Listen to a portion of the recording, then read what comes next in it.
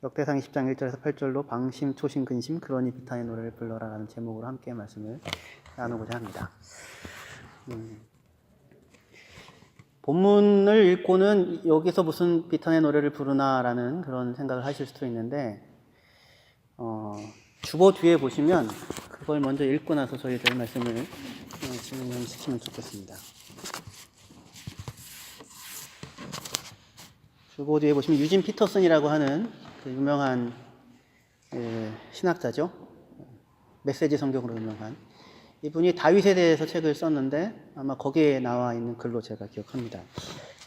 이렇게 쓰셨어요. 고통을 가능한 한 빨리 잊거나 할 수 있는 한 대수롭지 않게 여기는 것은 결코 바람직한 방법이 못 된다.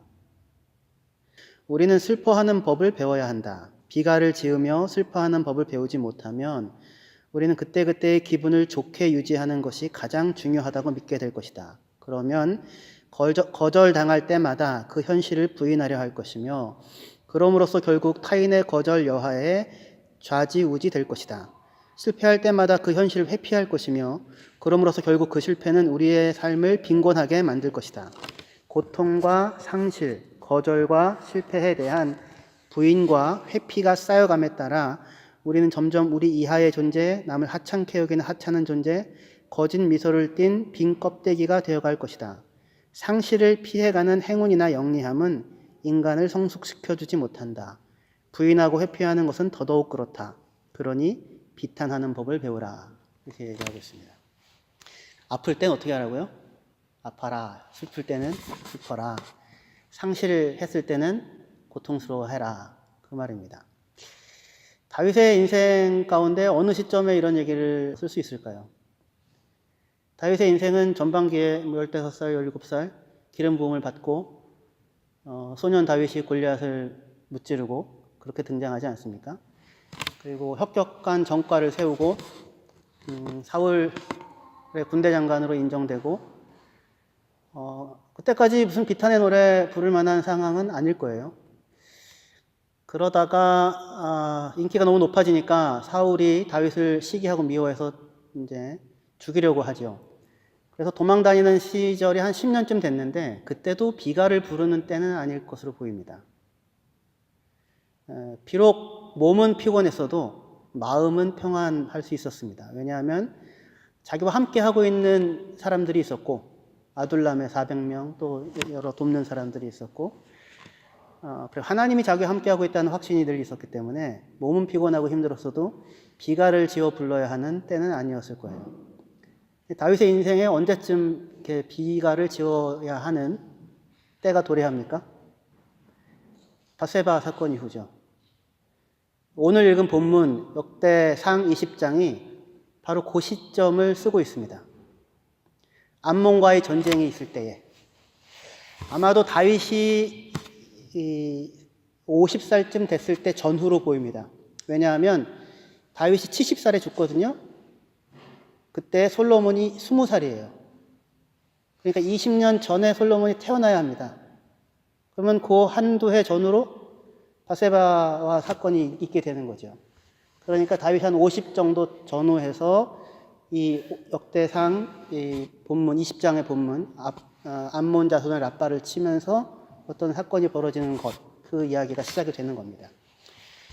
그리고서 그 밧세바를 취하고 우리아를 죽이고 자기 집안에서의 칼부림이 있게 되죠. 자기 아들 암몬이 자기 딸 다말을 성폭행하고 또 압살롬이 암논을 죽여버리고 그리고 압살롬이 다윗에게 반기를 들어서 반역을 일으키고 한 10년 정도거든요. 10년 정도 되는 기간입니다.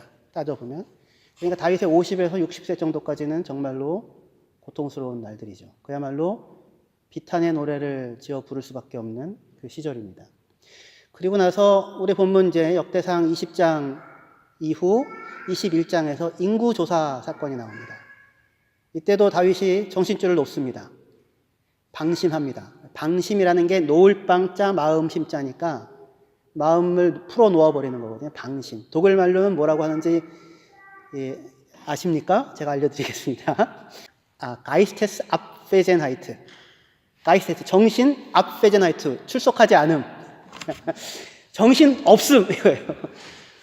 머릿속에 인생 마음 가운데 정신이 사라져 버렸음. 압베제나이트. 정신 차렸으면 그러면 가이세트 안베제나이트 이렇게 될 텐데.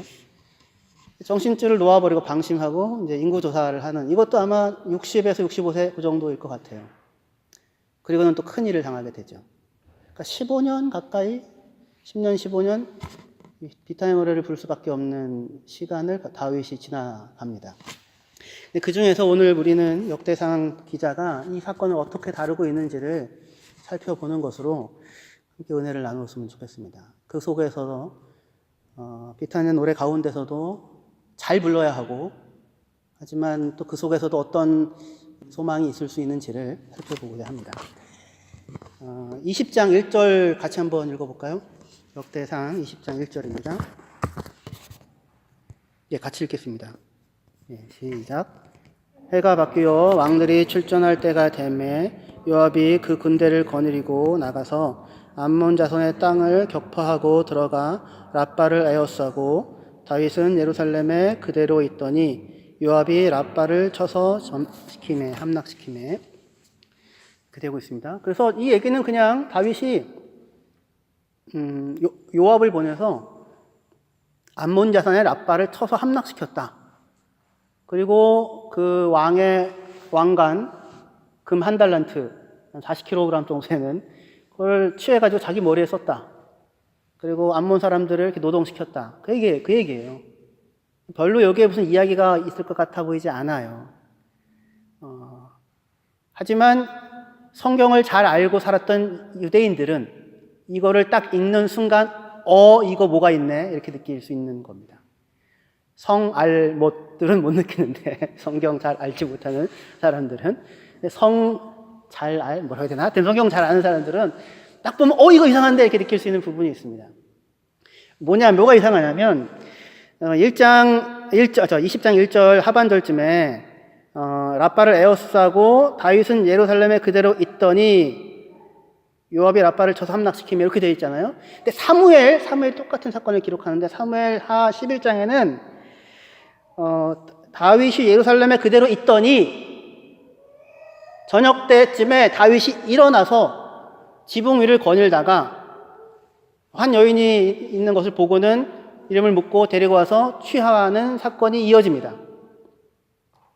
그래서 사실은 역대상 20장 우리가 1절부터 8절까지 읽었잖아요. 8절이에요. 겨우 8절. 이 8절을 사무엘하는 11장에 걸쳐서 기록합니다. 근데 11장에 걸쳐서 기록한 이야기를 역대상은 기가 막힌 편집의 기술을 발휘하여서 8절에 압축시켜 놓고 있어요. 근데 그 잘려져 나간 내용은 뭐냐면 우리가 잘 아는 다윗의 밧세바를 취하고 우리아를 죽이고, 그리고 집안의 이런 칼부림과 다윗 쫓겨남을 당하는 이런 고통스러운 이야기들이에요. 그런 이야기들을 다 통으로 편집시켜 놓고 있습니다. 왜 그렇게 했을까요?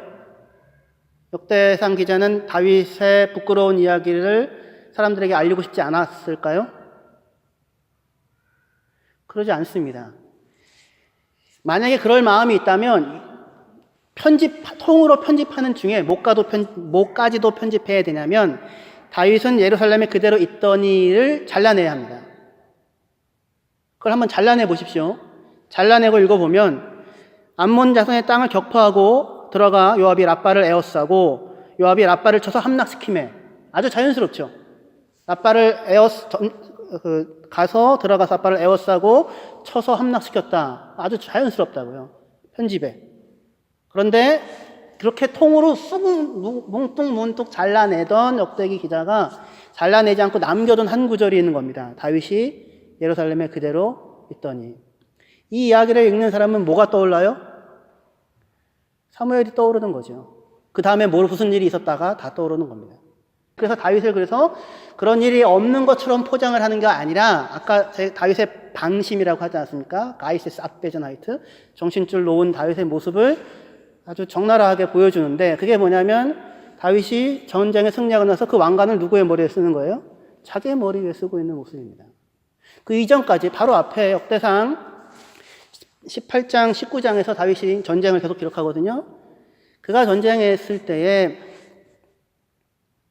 다윗이 하는 일들은 뭐냐면 사실은 다윗의 전쟁은 한 번도 다윗의 군세가 많아서 이긴 적이 없었습니다. 훨씬 적군들이 많았어요.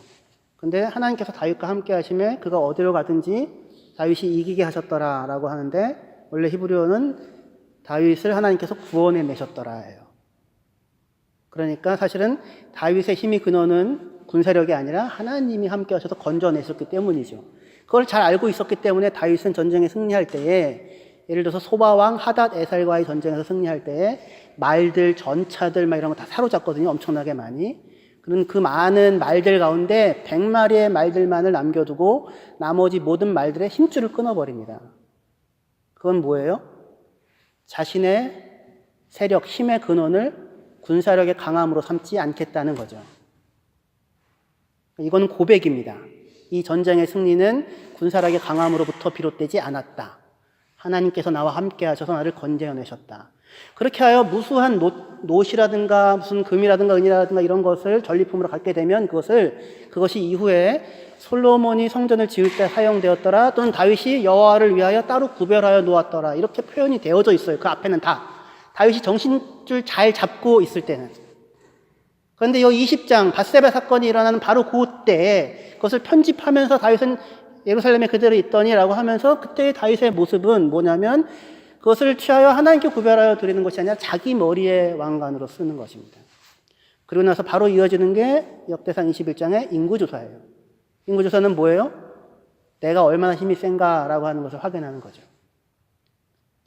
그러니까 이 역대상 기자는 이 20장, 21장을 통하여 사실은 사무엘 자기가 잘라낸 11장의 내용을 다 품고서 어떤 이야기를 지금 하려고 하는 것입니다.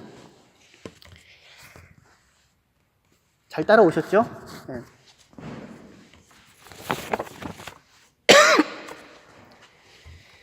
이렇게 20장 1절에서 3절까지의 다윗의 정신줄 놓은 모습을, 방심한 모습을 보여주고서 이어지는 이 뚱딴지 같은 블레셋 사람과의 전투, 키 큰 사람들의 전투에서 승리한 얘기를 보여주잖아요.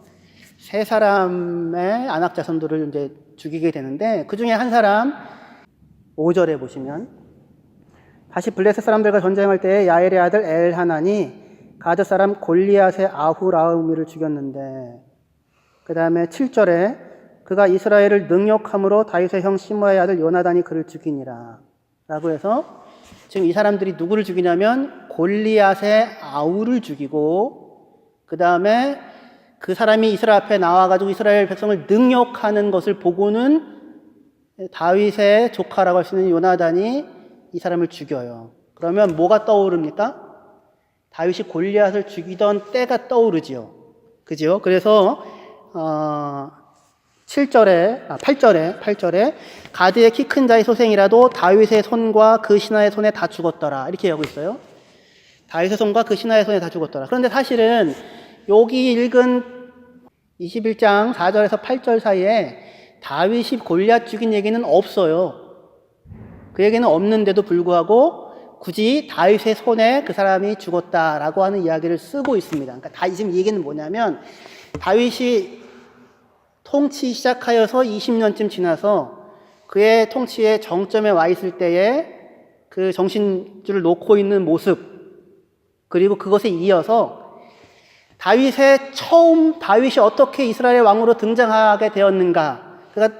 그가 아무것도 없는 소년 시절에 물맷돌 5개를 가지고 골리앗 앞에 무릎 꿇지 않고 하나님께 무릎 꿇음으로 골리앗을 쳐 없애고 이스라엘의 왕으로 등장하게 되었던 때의 모습을 바로 뒤에다가 연결해 놓는 것으로, 지금 이스라엘의 왕으로 합당한 모습이 과연 20장 1절 3절에 보여져 있는 그 방심한 다윗의 모습인지, 아니면 애초에 등장했던 다윗의 모습인지를 우리들로 하여금 생각하게 한다는 것입니다.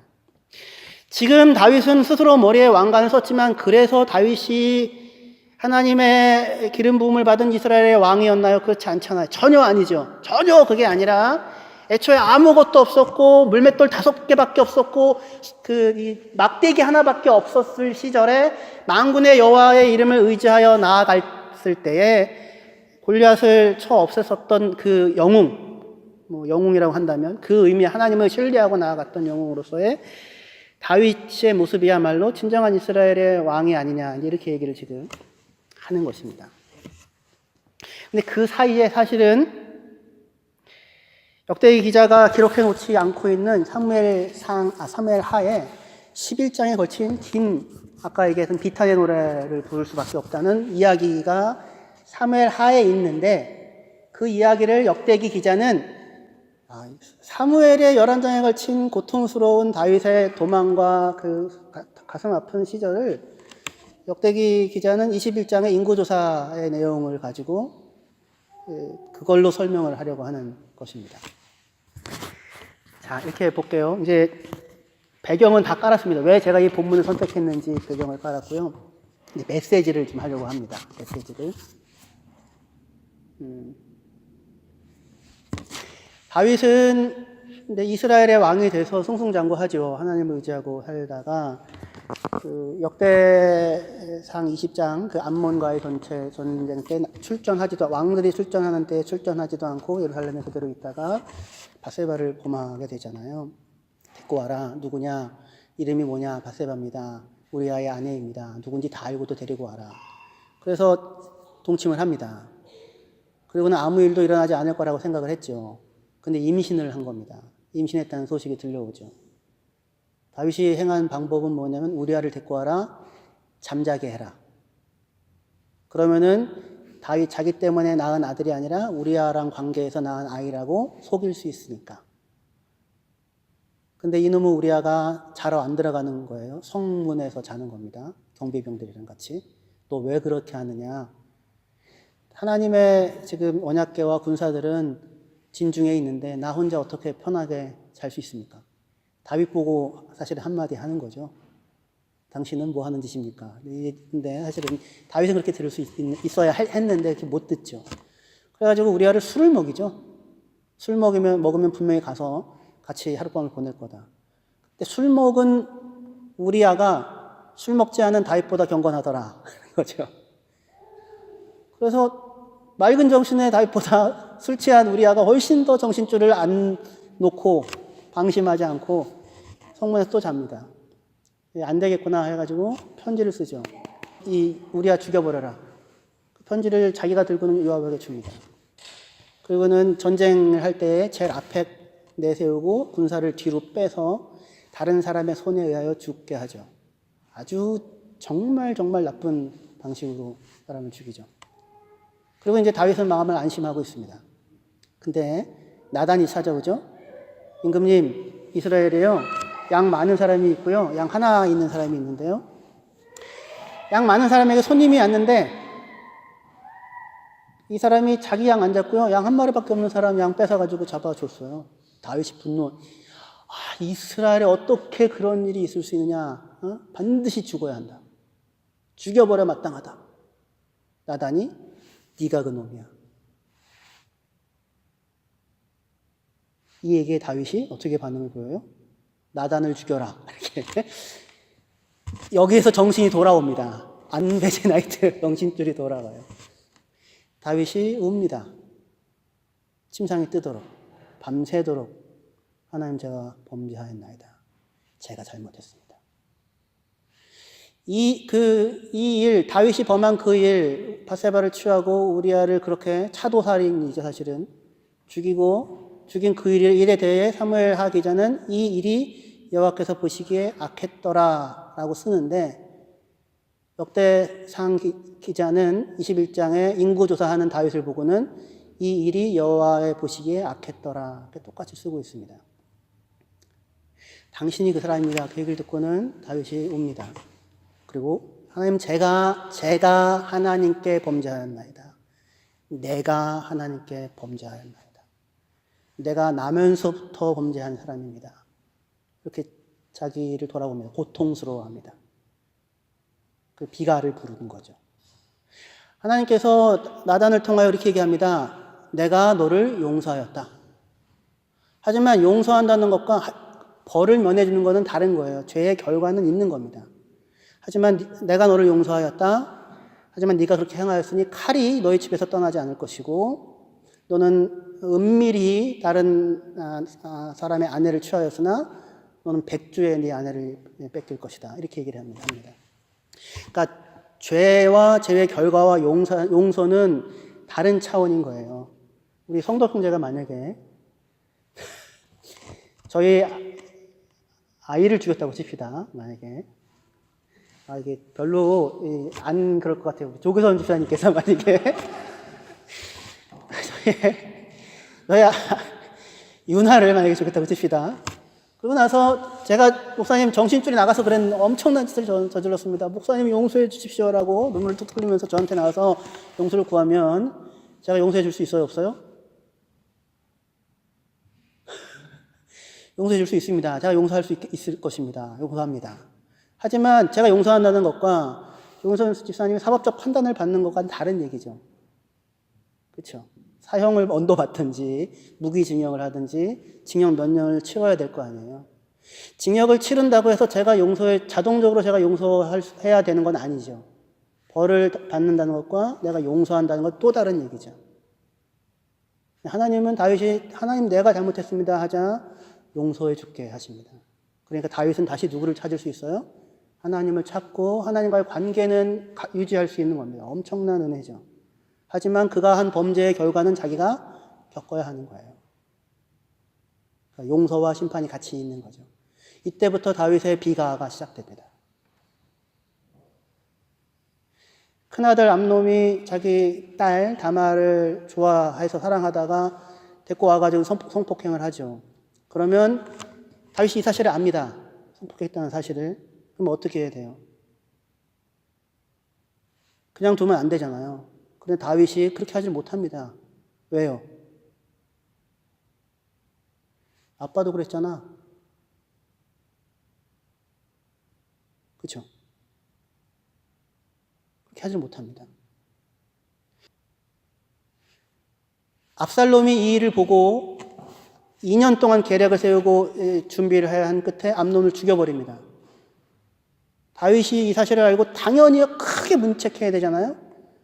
그런데 압살롬을 그냥 3년 정도 유배를 보냅니다. 안 봐요. 이 정도도 너무 약하지 않겠습니까? 근데 왜 다윗이 그렇게까지밖에 못했을까요? 너 어떻게 네 형제를 죽일 수 있느냐라고 물어보면 아빠는 아빠의 형제보다 더 가까운 우리아를 죽였잖아. 아빠가 나한테 할 소리야? 그렇죠. 그러니까 처단하지 못한 다윗을 두둔하는 것이 아니라 그의 마음이 그렇다고. 그게 고통스럽죠. 그런 상황을 보고 있는 그게 자기의 자녀의 고통뿐만 아니라 자기의 범죄의 결과로 자기 자녀들도 고통을 당하고 있는 모습이죠. 그리고는 10년 정도 돼서 압살롬이 결국은 반역을 일으켜서 아빠에게 칼을 겨누게 됩니다. 도망을 가죠. 무수한 시무위가 나서 저주하고 막 하는데 다윗이 누구 잘못이라 하지 않습니다. 그것을 그냥 고스란히 그것을 감당합니다. 언약궤를 가지고 사람들이 이렇게 오는데 다시 예루살렘으로 데리고 가라. 내가 그거 가지고 간다고 하나님 내 편 되겠냐. 그거 가지고 가서 하나님 내 편이 아니라 혹시라도 하나님 나를 불쌍히 여기신다면 그가 나를 다시 데리고 이 자리로 돌아오게 하실 것이다. 고통의 날들이죠. 사실은 짧은 방심이잖아요. 한순간에 놓은 정신줄이지 않습니까? 근데 그 방심의 시간은 짧았지만 그것으로 인하여 일어난 결과는 10년, 15년의 고통이며 자기로 인하여 이뤄지는 가족들의 고통인 거죠. 슬퍼하죠. 비가를 부릅니다. 하나님 제가 범죄하였나이다.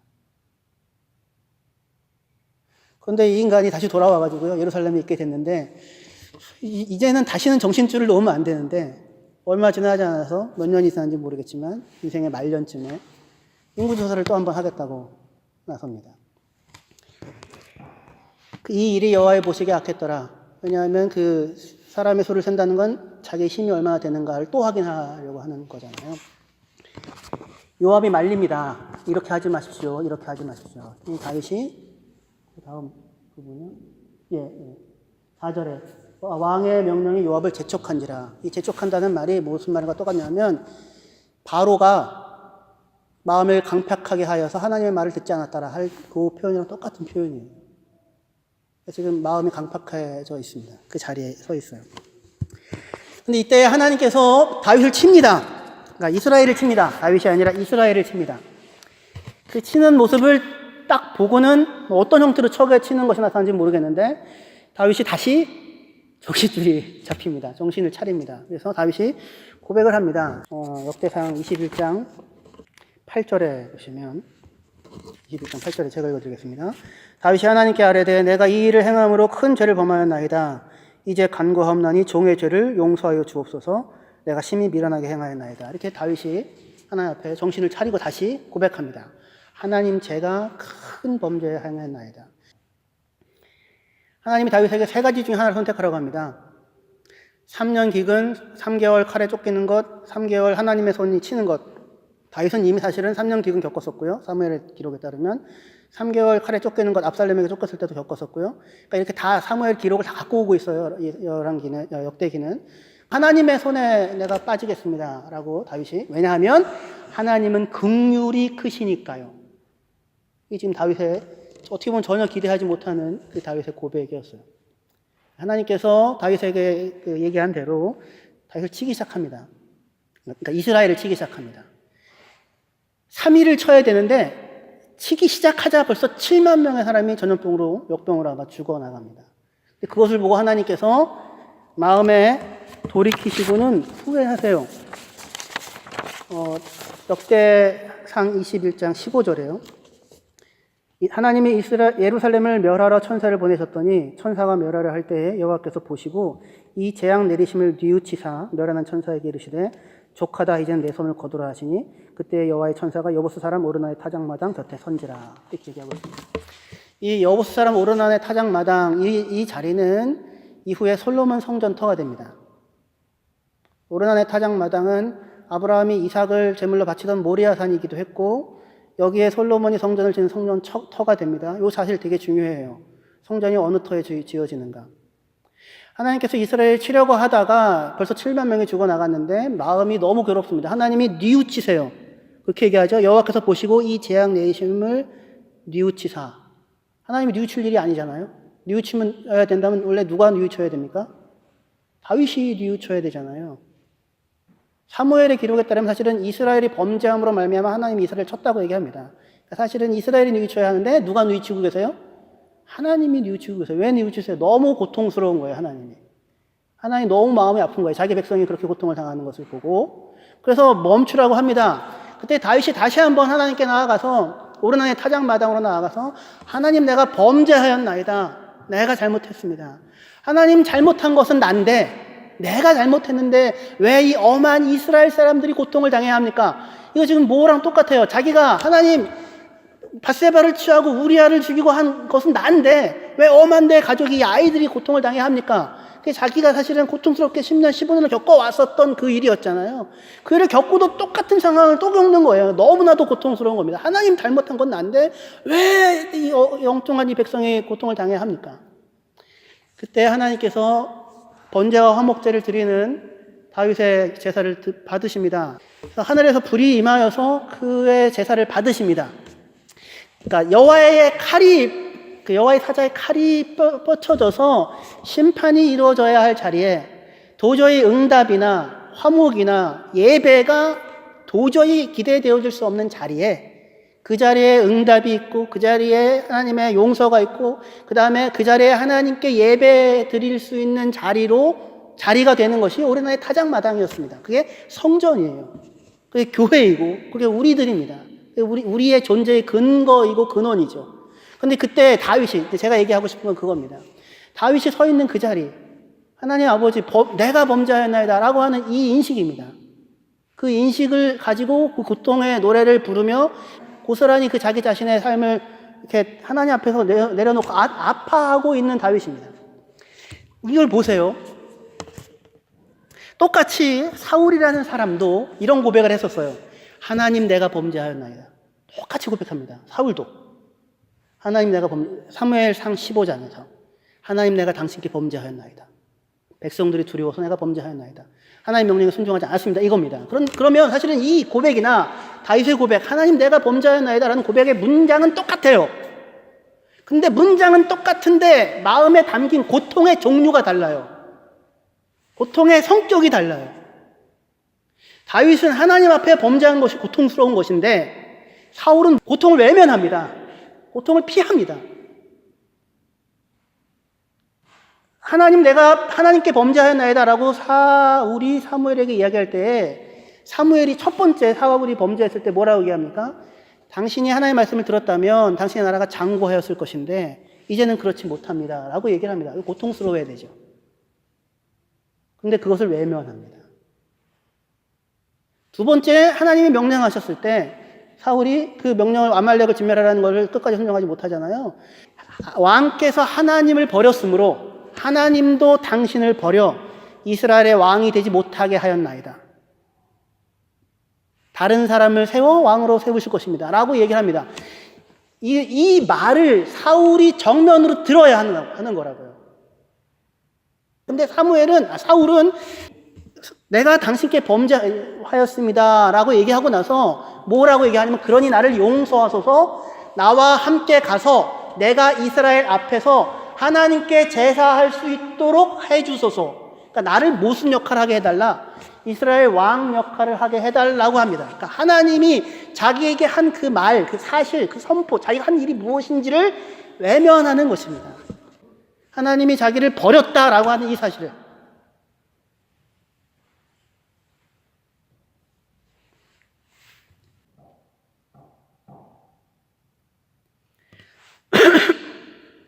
지금 그러니까 다윗도 사울도 하나님 내가 당신께 범죄하였습니다 똑같이 얘기를 하는데 다윗은 자신이 범한 일이 무엇인지를 그리고 하나님으로부터 주어진 하나님의 징벌이잖아요. 그 고통이라고 하는 게 용서한다 하지만 네가 이런 일을 겪을 것이다.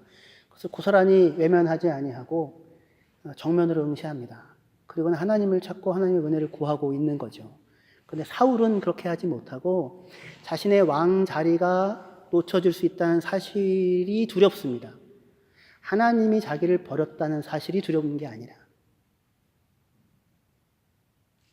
그래서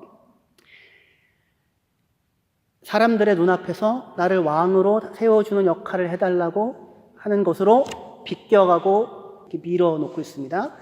그러자 하나님께서 사울에 대하여 하는 말씀이 뭐냐면 내가 사울을 이스라엘의 왕 삼았음을 후회한다라고 말씀하십니다. 그런데 똑같은 후회를 하나님이 역대상 21장에 하세요. 언제요? 내가 이스라엘에게 징벌을 내리고 있는 것을 후회한다. 똑같은 후회인데 하나는 내가 이스라엘의 사울을 왕으로 세웠음을 후회한다고 말씀하시는 하나님이고 하나님의 고통이죠. 누가 고통을 외면하는 겁니까? 사울이 고통을 외면하고 사울이 현실을 있는 그대로 받아들이는 것을 외면하고 있는 겁니다. 하나님에 의하여 버려졌다고 하는 것이 무엇인지를 받아들여야 될 거 아니에요. 그게 너무나도 고통스러워야 되는 거잖아요. 그럼 어떻게 해야 돼요? 하나님, 용서하십시오. 침상을 띄워야 할 것 아닙니까? 그런 일은 없을 거야. 내가 이스라엘의 왕이잖아. 하나님께서 사울을 이스라엘 왕 삼았음을 후회하십니다. 그런데 다윗의 경우 21장에서 똑같은 사실은 일을 하였는데 하나님 내가 당신께 범죄하였나이다. 이들은 무슨 잘못이 있습니까? 내가 잘못한 것으로 왜 이들이 고통을 당해야 합니까? 라고 하는 그 피 끓는 이야기죠. 하나님 내가 당신께 범죄하였나이다. 하나님께서 이스라엘에게 심판의 징계를 내린 것을 후회하시고 뉘우치셨더라. 그리고 다윗이 드리는 제사를 하나님이 받으십니다. 도저히 응답이, 도저히 용서가, 도저히 화해가, 예배가 도저히 기대되어질 수 없는 심판의 자리에 여호와의 사자가 칼을 빼들고 있는 그 자리가 성전터가 됩니다. 하나님 내가 당신께 범죄하였나이다.